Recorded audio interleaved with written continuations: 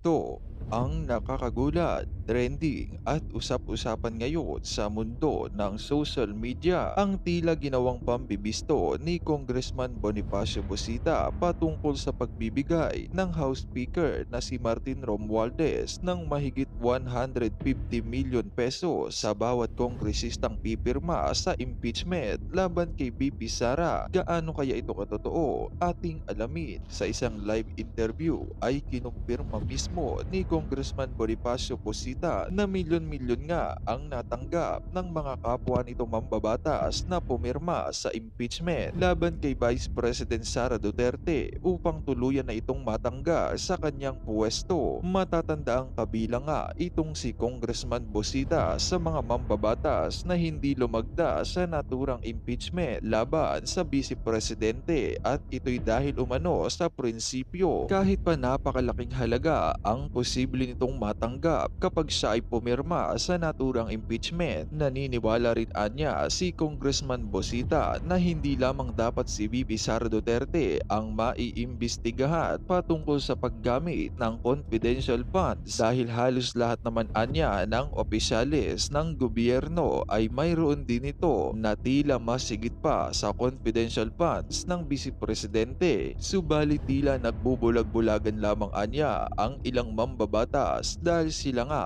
ay natatapalan ng pera, kaya tanging si Vice President Sara Duterte lamang ang kanilang pinupuntirya nang sa ganun ay tuluyan na nga itong matanggal sa pwesto at hindi na makatakbo pa sa taong 2028 presidential election na siyang kinakatakutan ng mga buwaya sa gobyerno dahil hindi malabong ito ang manalo sa pagkapangulo kung sakaling malagpasan niya ang naturang mga impeachment laban sa kanya. At narito, panoorin pa natin ang buong video. Gumulong na nga itong patungkol dito sa impeachment ni BP Sara. So, syempre ang magko-convict dyan or mag-declare na not guilty isang Senado. Kayo po ba ipipirma o kayo ba ay iko-convict si BP Sara or hindi? Lilinawin ko, Brother Oli, Mm. hindi ko ito tinuturing na ako'y politiko. Ibig sabihin, may isa akong salita. At pinag-uusapan pa lang ito, alam ko na ang dulo. Mm-hmm. Ibig ko sabihin, hindi ko gagawin na lalaruin ko ang taong bayan. Para maging malinaw sa'yo, Brother Oli. Di ba? Every time na madidinig mo ang Kongreso nagkakandak ng investigation, ang kabuntot yan in aid of legislation. Ibig sabihin, kaya kami nag-iimbestiga ay para yung nakikitang problema ay magpasa ng batas na kung saan mariresolba ang problema. At wala naman akong political affiliation para sabihin ito sa iyo. Ipagpalagay, may mali sa paggamit ng pondo sa Office of the Vice President. Tanungin kita, siya lang ba? Maraming ahensya ang may confidential funds. So, pagamat wala akong ebidensya, siguro naman hindi ako magkakamali na kung may mali sa paggamit, definitely, hindi lang Office of the Vice President. Ngayon, ipagpalagay, pumirma ako sa impeachment ni VP Sara. Hindi ko kayang tayuan yun Bakit? Naniniwala ako, hindi lang naman sa Office of the Vice President may problema Ngayon, ipagpalagay na ako'y pumirma at na-impeach nga si VP Sara, shortcut na natin. Mariresolve ba nun ang problema ng taong bayan? Makikinabang ba ang taong bayan? No. Hindi makikinabang ang taong bayan doon. Hindi ko pwedeng kalimutan ang nagluklok sa akin taong bayan. Isang malaking panloloko yan na iniluklok ako tapos hihigit kong pahahalagahan ang iba. Hindi naman ako, brother, gusto ko rin naman ng pera pero hindi ako mahilig sa pera na parang ibebenta ko yung aking prinsipyo. Sino ba naman tao hindi gusto ng pera? Pero kung prinsipyo ng pag-uusapan, kalimutan muna natin ang pera. Kasi nagbibiro nga ako sa mga kaibigan ko. Kung sana pag namatay, madadala mo sa hukay yung pera. Baka pumirma na rin ako. Para pagdating sa kabilang buhay, di VIP ako. Hindi naman madadala Ibig sabihin, prinsipyo ito. Oo. Kaya yung sinasabi mong kung pala rin at makarating sa Senado, maninindigan pa rin ba ako? Alam mo naman, naka-record yung video na yan. Mhm. Hindi ko kailanman, kahit sa guni-guni, hindi ko naisip na dadayain ko ang taong bayan. Mhm. Madidisgrasya yung mga pangarap ko na paglilingkod, madidisgrasya yung mga gusto kong maresolba kapag niloko ko ang taong bayan. Mabigat yun. Mabuti na lang kung sa 6-year period, yung pangarap kong gawin para sa taong bayan, magagawa ko. Siguro, pwedeng dadayain ko ang taong bayan. Pero hindi Mahabang proseso itong mga problemang nakikita ko na dapat solusyonan. Ang pangarap ko lang naman, Brother Oli, dating ng araw na mamamatay na ako, yung alam kong problema ng taong bayan, kahit papaano, may ma-share ako na solusyon. Actually, gusto ko yung narinig ko sa inyo, Colonel Busita, dahil kami naman ay patas din. Kasi sabi ko nga, pwede nyong imbestigahan kung gusto ninyo ang confidential funds. Pero imbestigahan nyo lahat. Para kasi na-focus tayo ang ating gobyerno ngayon sa puro si Sara.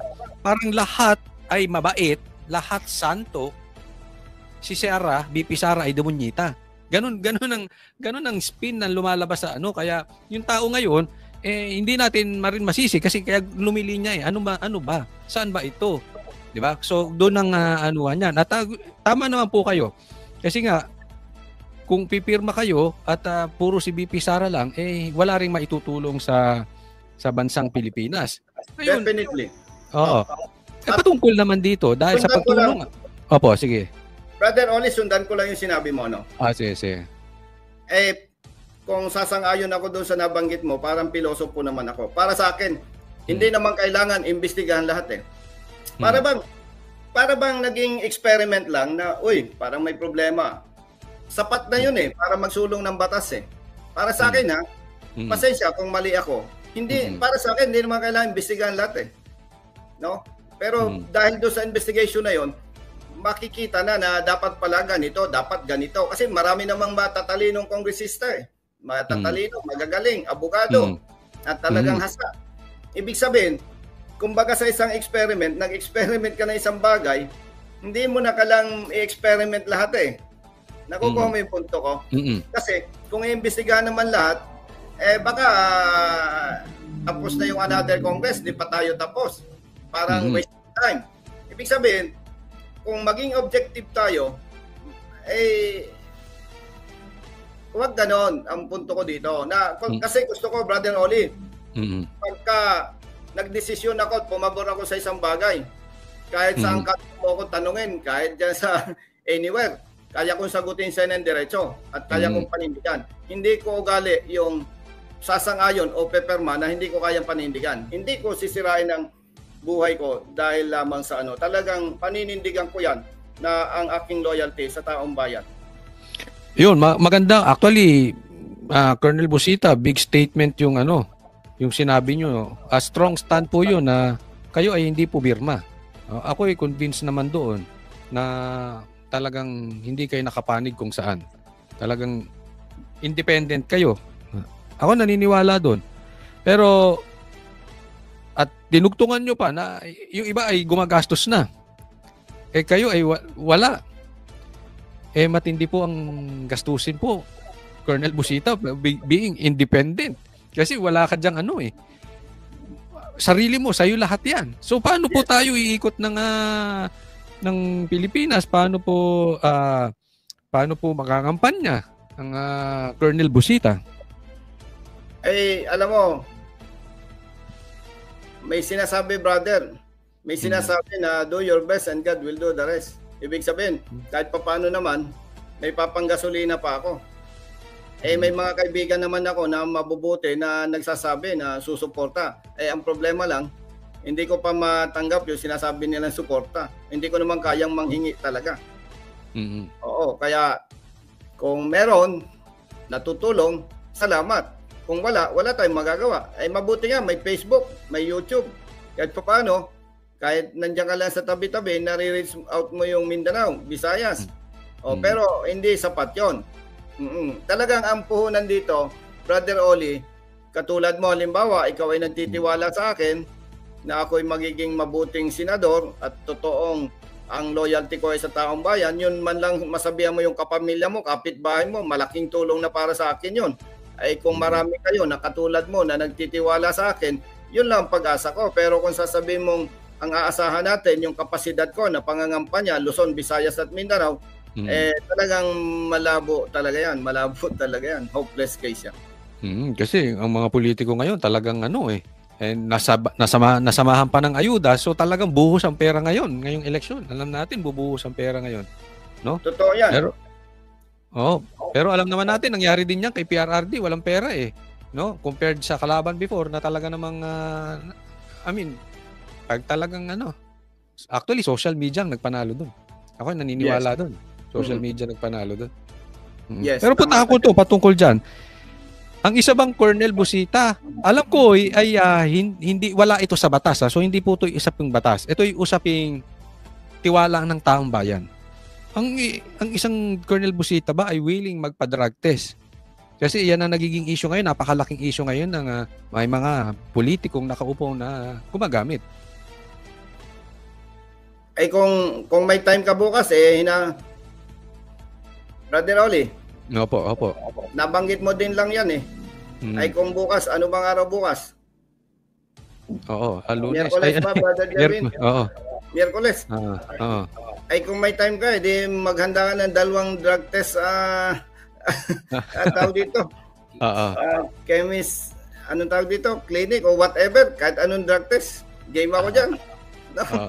Oo, para mabura na yung baka mamaya merong nagsulsul din sa'yo. Hindi. Alam mo, hindi, nakikita natin yan. Ako, alam ko tumingin kung medyo may sabit yung tao. Ako, nakikita ko hindi po kayo gumagamit. Kaya lang, yung iba kasi, hindi talaga gumagamit, kaya lang allergic sa drug test. Kasi, meron silang ayaw matabig na takot magpa-drug test. Halimbawa lang ako hindi gumagamit. Halimbawa lang to. Not even once gumamit. Pero ayoko magpa-drug test kasi baka mamaya tamaan yung kapatid ko na hindi makapagpa-drug test. Ganon. May mga ganon eh. Na yan ang nagiging issue ngayon na so ako walang duda sa inyo. Kita ko sa pagmumukha dahil mukhang bata, matikas, no? Pero yun nga, yung stand about doon sa hindi yung batas, kung hindi yung ethical na tiwala ng taong bayan doon sa drug test.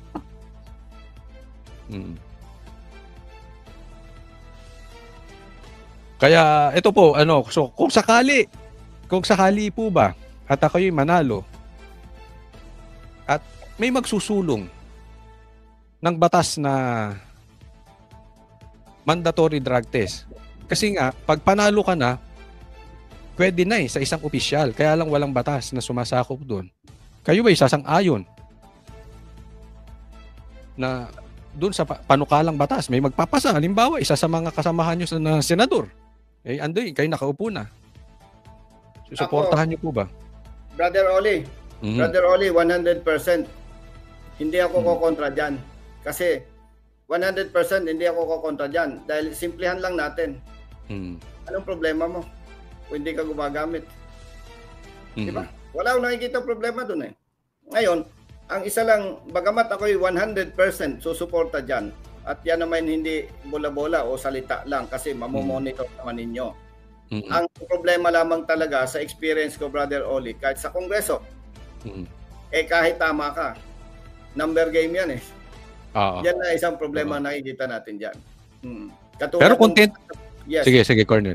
Pero kontento ang taong bayan kasi, kahit na hindi nyo maipanalo, pero nakita nila sumaid ka ron. Halimbawa, sumaid ka dun sa hindi mo kinontra, gaya na sabi mo, titingnan nila yun na malaking utang na loob sa'yo.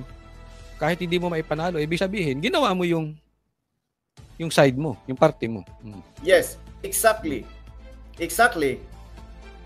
Yes, kaya nga nakakatuwa, Brother Oli, na yung mga hearing na isinasagawa ng Kongreso at ng Senado, naka-live video. Isang maganda yon. Actually, nung may mga hinarang tayong bills, no? Isa yung sa hinarang nating bill, yung mandatory vaccination program of DOH. Hinarang natin yan eh. Tatlo ang congressman na nagpanukala niyan. Ang maganda talaga na may Facebook, may YouTube, no? Live streaming. Pag kumontra ko sa iyo, Brother Oli, at ako'y tama, maaring matatakot ka eh. Kaya maganda. Kaya yung patungkol diyan, at kung may magpanukala o magsulong ng batas na yan, hindi ako magdadalawang isip. Yes ako diyan. Ayun, magandang magandang music to our ears. Ika yung sinasabi na yan. Ngayon, puntahan naman natin itong nangyayari sa hearing. Okay, nabanggit natin kanina, binanggit ninyo na in aid of legislation. Dumadami na nga patungkol dito sa hearing. Kaya lang, marami rin nagsasabi na itong mga congressman na ito wala nang ibang inaasikaso. Kung hindi hearing, and sabi nila, hindi, ginagawa namin ang aming ginagawa. Sabi naman ng iba, nag-grandstanding kayo. Sabi ng iba, ginagamit nyo as political harassment. Sabi ng iba, hindi, ito ang aming mandato na kami ay gumawa ng batas.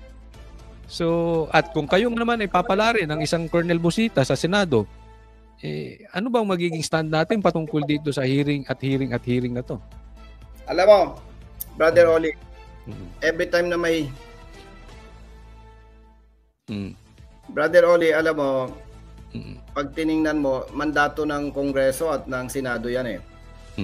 Ang sa akin lamang, kung maluklok tayo sa Senado, sa tiwala ng taong bayan, yung nakikita nating mali, hindi natin gagawin.